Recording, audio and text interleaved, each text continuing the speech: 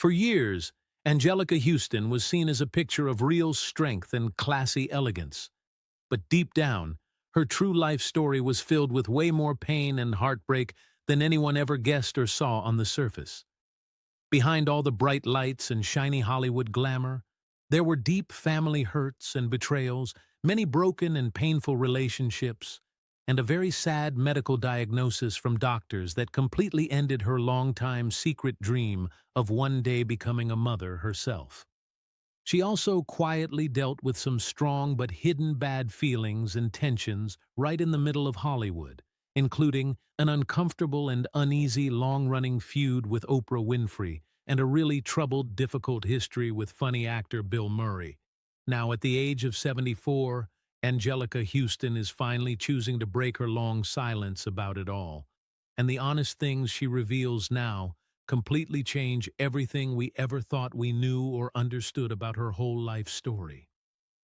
Anjelica Huston was born on July 8, 1951, to the legendary and famous movie director John Huston and the very talented, renowned ballerina Enrica Soma, who many called Ricky. She came into a world that looked so glamorous and exciting from the outside with all the fame and travel. But right from the very beginning, it felt emotionally cold, distant, and lonely for her inside. When she was born in a hospital in Los Angeles, her dad was thousands of miles far away in Uganda, completely caught up and absorbed in shooting one of his big adventure films there. It actually took several days for the happy news of her birth to even reach him over there. And when the message finally got to him, his reaction was chillingly detached and not warm at all. He just put the telegram in his pocket without much feeling shown.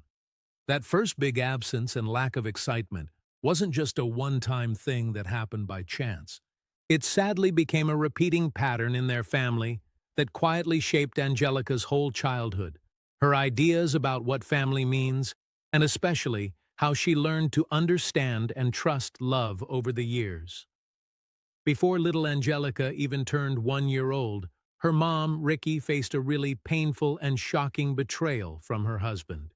John Huston not only refused to give Enrica a role she wanted in his famous movie Moulin Rouge, but he went ahead and started a secret affair with the actress he chose to cast in that part instead.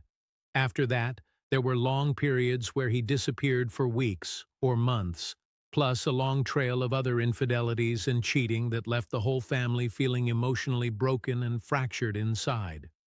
In 1960, Ricky made the big decision to take Anjelica and her older brother Tony away from their home in Ireland and move them to London, hoping desperately to rebuild some kind of steady, normal stability for the kids. But even in the new place, the old complications and hurts lingered and didn't go away easily. While John kept having his fast-moving, whirlwind romances with different women, Ricky herself got involved with a man who was already married to someone else, and later in 1964, she gave birth to another daughter named Allegra. Anjelica absolutely adored her little half-sister Allegra from the start, forming a very deep, protective big sister bond with her, one that life would later test in some really surprising and hard ways nobody expected. While Anjelica was still just a young student going to school, an exciting opportunity seemed to appear completely out of the blue. A new film version of the classic story Romeo and Juliet was searching for its perfect young Juliet right at her own school, and for a short moment, it felt like the door to acting was swinging wide open just for her. Anjelica really wanted to step through that door and give it a real try, but her powerful father John stepped in strongly. He insisted that if she was ever going to act in movies, it would have to be under his own direction and control. No one else's. That firm decision led her straight to her first big film role in A Walk with Love and Death in 1969, a choice that would end up haunting her with regret for many years afterward. Working so closely side by side with her dad on set felt emotionally draining and heavy every single day, and when the finished film finally came out in theaters, the critics were harsh and unforgiving with their bad reviews.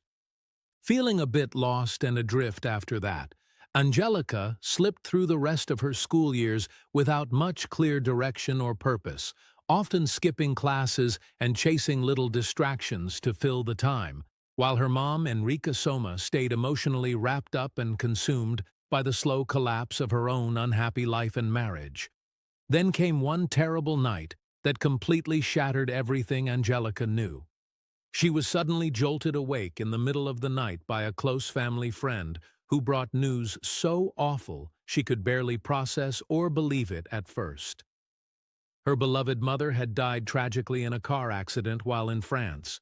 Ricky was only 39 years old, way too young. The huge wave of grief and sadness pushed Anjelica to leave everything behind and move to New York City, where almost right away a new chapter of her life started unfolding. The famous fashion magazine Harper's Bazaar quickly requested her for an important photo shoot right before her first film's release, and they paired her with the brilliant but very volatile and unpredictable photographer Bob Richardson. He pulled her into his world fast, promising her escape from her pain, total devotion, and a real future together as a couple. Not seeing or understanding the hidden dangers lurking beneath his charming surface, Anjelica stepped blindly into a complicated relationship she was far too young and unprepared to handle safely.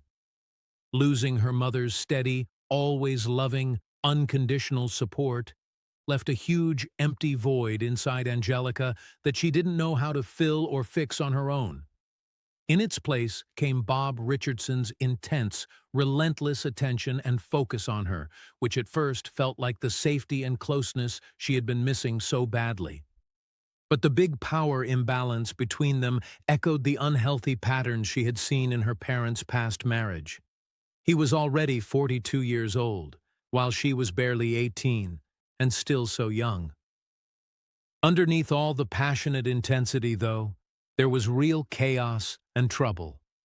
Bob struggled hard with serious drug addiction problems, had even been put in a mental institution before, and carried the heavy emotional wreckage from a previous marriage that had fallen apart because of too much wild, excessive living.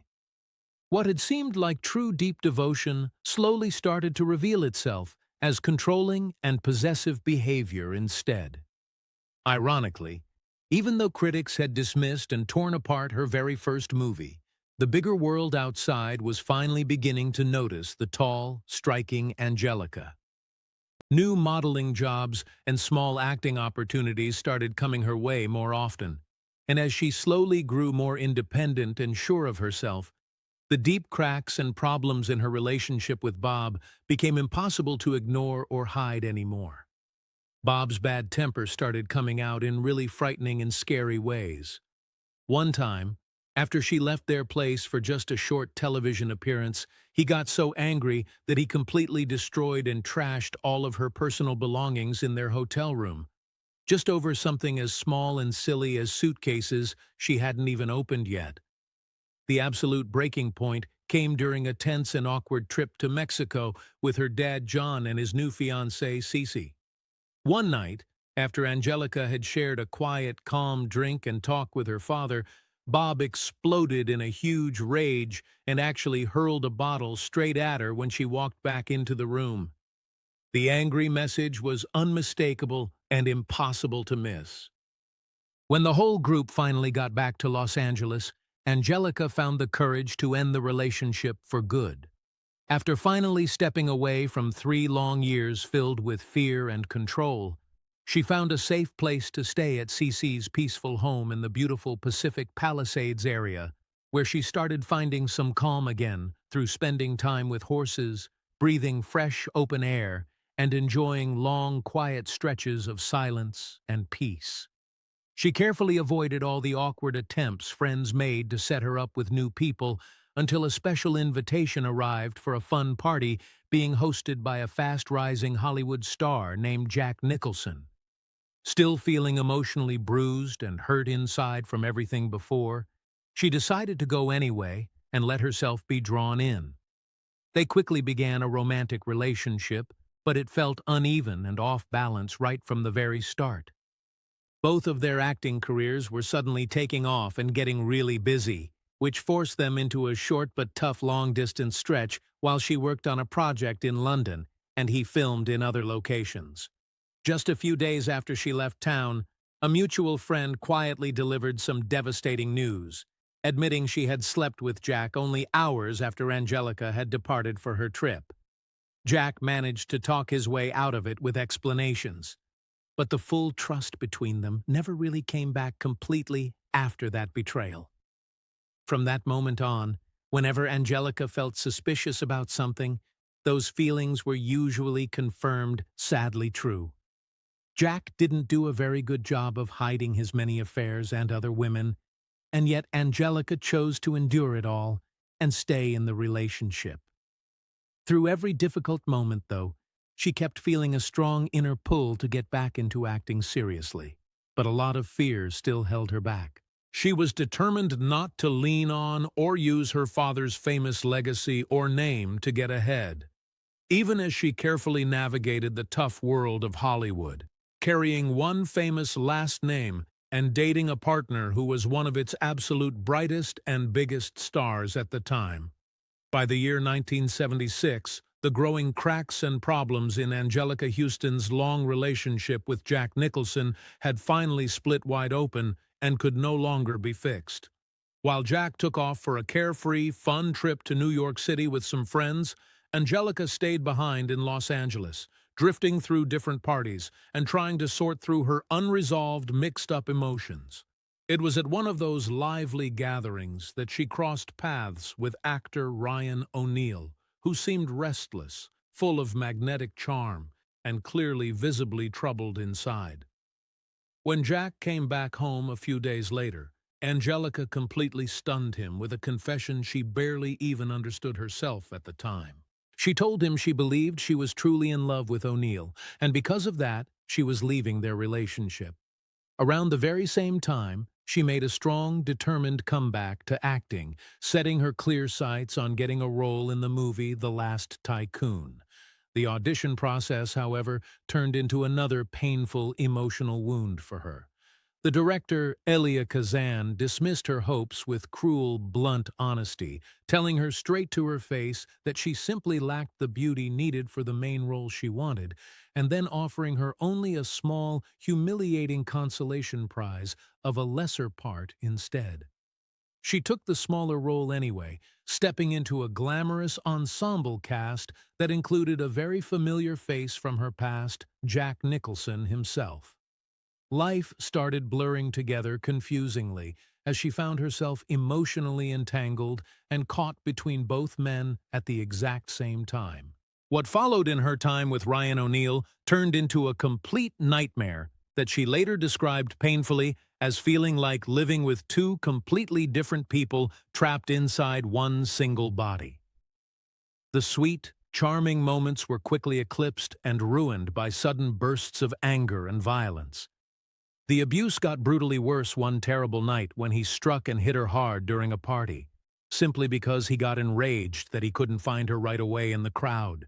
Terrified, she fled upstairs and locked herself in a bathroom to hide, but he followed her up and continued the scary assault through the door. With absolutely no adult guidance or safe person to turn to for help, Anjelica looked for clarity from the most unexpected and surprising voice she could think of, her wise 13-year-old half-sister Allegra, who gave her one simple but completely devastating and true piece of advice. Just leave him. Feeling totally disillusioned and let down after her experience with The Last Tycoon, Anjelica decided to step away from making movies completely for 5 long, quiet years. Later on, when director Bob Rafelson offered her a solid role in the film The Postman Always Rings Twice, opposite her old partner Jack Nicholson and the exciting rising star Jessica Lange, she finally said yes and accepted. It felt like part new career opportunity and part lingering, unresolved emotional attachment pulling her back. The uncomfortable, nagging thought that her family connections had helped open those doors never fully went away, but any deep reflection on it got cut short suddenly by a very violent and serious car accident. She was thrown hard forward into the windshield because she wasn't wearing a seatbelt, and the crash left her needing major surgery to repair and fix her badly injured face. The physical pain from the wreck and surgery was immense and overwhelming, but the sharp personal realization that came right after hurt her even deeper inside.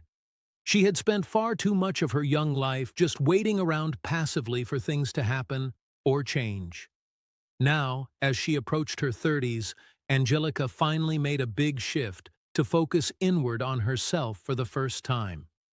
She had chased after love and approval through her complicated family ties and through different men, always hoping one of them would finally anchor her and make her feel secure. Now, more than anything, she wanted to build something strong that belonged completely and solely to her own efforts. She studied acting more seriously, took on smaller supporting roles to rebuild slowly, and managed to survive and keep going without leaning on or using any famous family names for help. Then, out of nowhere, an unexpected and important offer came her way. It was for the movie Prizzi's Honor. Taking the role was complicated and full of mixed feelings for her. Jack Nicholson would be her co-star on screen, and her own father John would be the one directing the whole film. She resisted and said no at first because it felt too tangled, but eventually she relented and agreed to do it. During the salary negotiations, though, she got deeply insulted when someone told her bluntly that she had no real talent on her own and was only in the movie because of who was around her dad and Jack. Words like that would have completely crushed and broken her spirit in the past. But this time, instead of knocking her down, they ignited a fierce fire inside her to prove everyone wrong. Anjelica Huston refused to retreat or run away. She stayed committed to the project and proved once and for all, beyond any doubt, that she truly belonged in the business on her own merits. Out of the impressive 8 Academy Award nominations that Prizzi's Honor received overall, only one of them turned into an actual win. And that historic win belonged proudly to Anjelica Huston herself for Best Supporting Actress. When her name was finally called out at the Oscars, the whole moment felt almost unreal and dreamlike to her. Instead of rushing over to talk to the waiting press and cameras like most winners, she ran straight back to find her father in the crowd. Tears were streaming down his face as she threw her arms around him in a tight hug, thanking him not just as her director, but truly as her loving parent for the first time in such a big way. For the very first time ever, her huge success felt entirely her own hard-earned achievement, and she finally allowed herself to really feel the joy and pride of it fully. In the years right after her big Oscar win, John Huston poured every last bit of his remaining strength and energy into directing one final film called The Dead, absolutely determined to make it a true family legacy project. Anjelica's talented brother Tony had quietly written the screenplay adaptation, and even though their father's health was now very fragile, with oxygen tanks always kept close by for his breathing, the whole family and the dedicated film crew bent every possible rule and pushed hard to bring the beautiful movie to life on screen. Watching her aging father direct scenes while he was visibly fading away day by day took a heavy emotional and physical toll on Anjelica, leaving her completely exhausted and even seriously ill herself from the stress. Not long after the film was finally completed, her father's condition grew much worse very quickly. Anjelica visited him in the hospital every single day without fail, holding tightly to daily routines and clinging to whatever hope was left. One night she said a gentle goodbye, promising faithfully that she would return first thing the next day.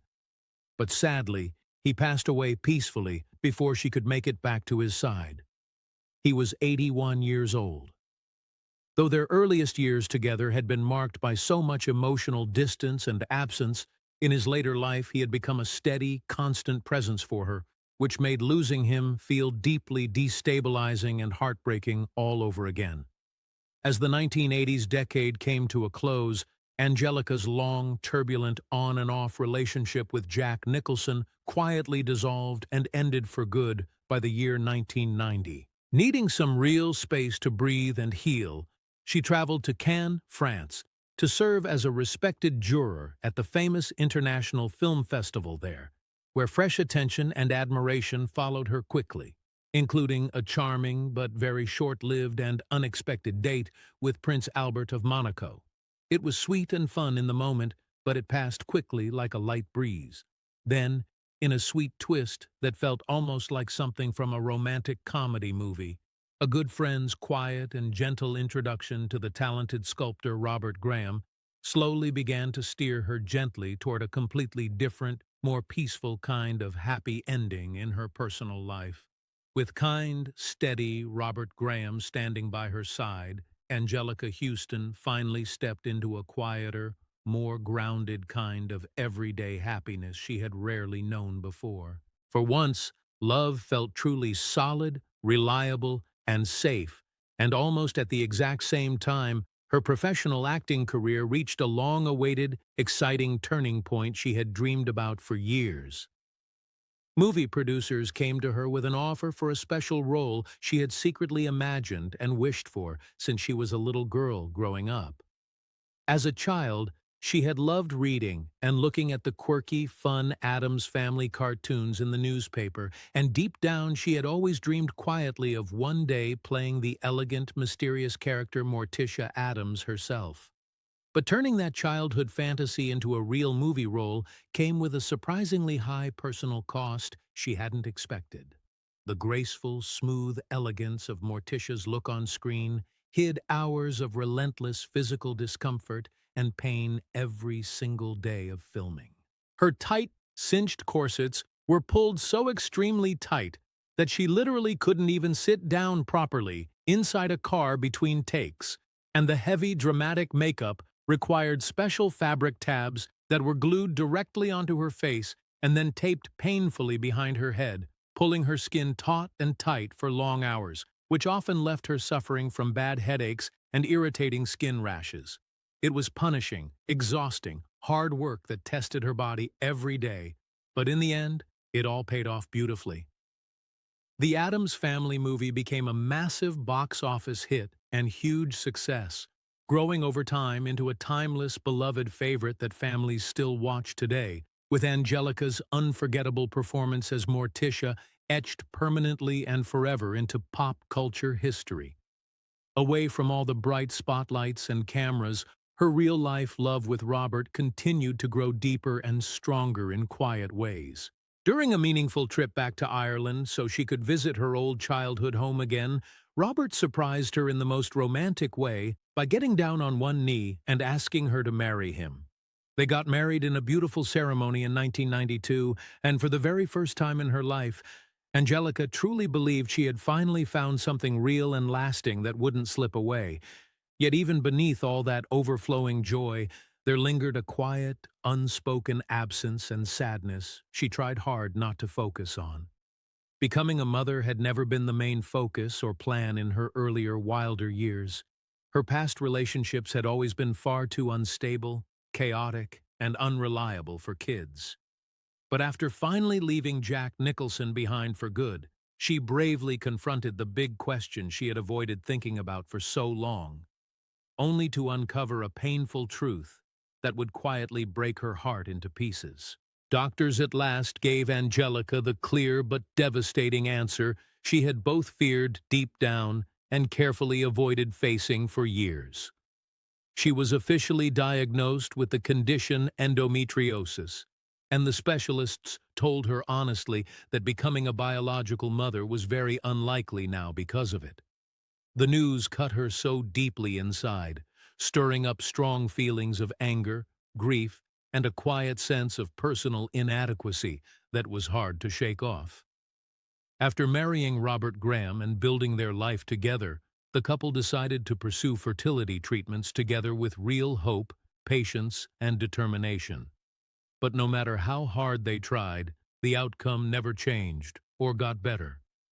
It became a very private, personal grief that she carried silently in her heart, while still moving forward bravely with her life and career every day. Freed at last from living under the heavy shadows of her father's legendary name and Jack Nicholson's massive fame, the 1990s turned into an amazing period of remarkable professional growth and independence for Anjelica.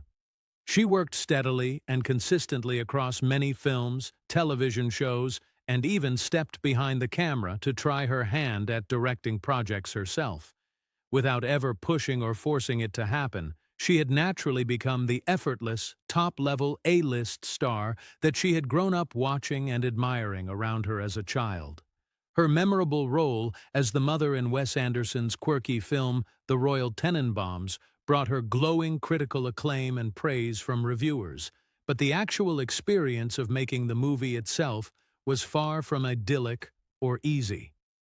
Behind the scenes, the whole atmosphere felt tense, uncomfortable, and unsettling at times. Anjelica later openly spoke about how veteran actor Gene Hackman showed hostile and difficult behavior on set, especially toward the much younger director Wes Anderson, who was still early in his career.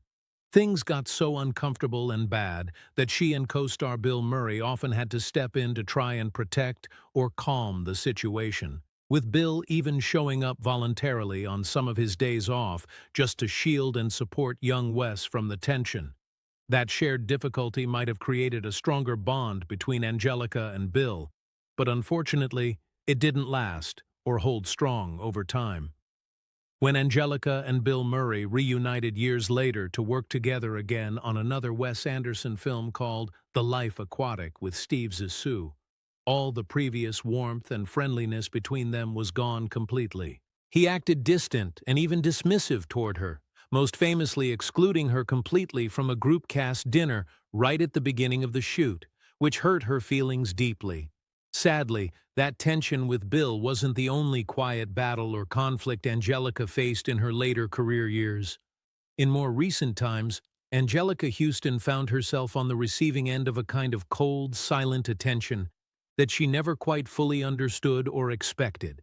She has gently suggested in interviews that after she won her well-deserved Oscar for Prizzi's Honor, an award that surprisingly placed her ahead of Oprah Winfrey's widely celebrated and emotional performance as Sophia in the powerful film The Color Purple, she was met not with warm congratulations from Oprah, but instead with a noticeable cold distance that lasted for years. According to Anjelica's own words, Oprah never seemed to forgive or get over losing that Oscar category to her.